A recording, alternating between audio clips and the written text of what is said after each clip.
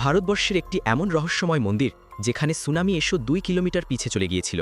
এই মন্দিরটি তামিলনাড়ুর কন্যাকুমারী থেকে 75 কিলোমিটার দূরে অবস্থিত, যাকে শ্রী মুরুগান মন্দির নামে জানা যায়। একবার ইংরেজরা এই মন্দিরে আক্রমণ করে মন্দিরটির সমস্ত ধনসম্পদ এবং ভগবান কার্তিকের পঞ্চধাতুর মতো তৈরি মূর্তি চুরি করে পালিয়ে যাচ্ছিল। কিন্তু যেই তারা সমুদ্রের মাঝখানে পৌঁছল, হঠাৎ আবহাওয়া খারাপ হয়ে গেল এবং ভয়ঙ্কর ঝড় ও বৃষ্টি শুরু হলো।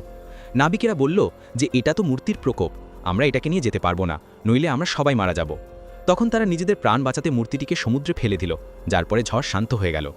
পরের দিন মুরুগান মন্দিরের পুরোহিতকে স্বপ্নে ভগবান এলেন এবং তাকে জানালেন যে সমুদ্রে তার উপরে একটি লেবু ভাসতে দেখা যাবে, ঠিক তারই নিচে তার মূর্তিটি রয়েছে। এরপর যখন তিনি মূর্তি খুলতে গেলেন, তখন সত্যি তিনি ভাসমান লেবুর নিচে মূর্তিটি পেয়ে গেলেন। দ্বিতীয়বার 2006 সালে এই জায়গায় ভয়ানক সুনামি এসেছিল, কিন্তু মন্দিরের কাছে আসতেই সেই সুনামি 2 কিমি পিছে চলে গেল। সমুদ্রের ধারে তৈরি এই মন্দিরটি আজও সুরক্ষিত আছে।